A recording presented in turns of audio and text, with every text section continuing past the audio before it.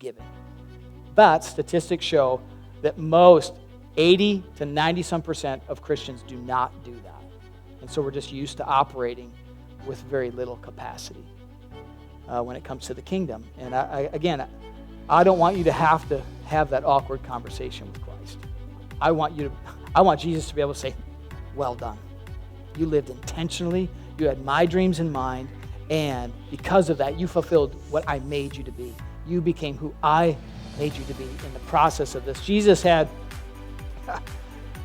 an awkward conversation.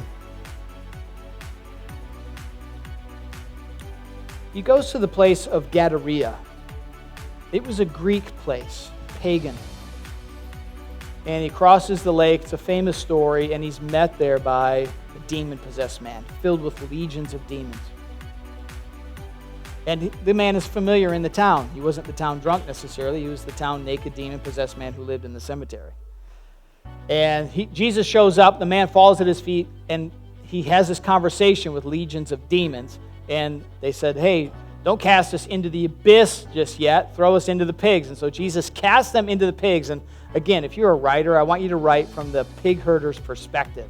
You're minding your own business. You go to work. This is a normal day. Pigs are doing good. And then all of a sudden, they all run off a cliff. And you don't know why. And are you trying to stop them? Are you saying, what is happening here? And they go, it's a stampede off the cliff. And then you have to think, how am I going to tell my boss about this? Word gets out. Jesus delivers the demon-possessed man, and he is clothed and in his right mind. The townspeople come back, and the story ends with, I think, one of the more tragic sentences in the Bible. The townspeople came back. They see the man healed and in his right mind. And they look at Jesus and they say, will you please leave?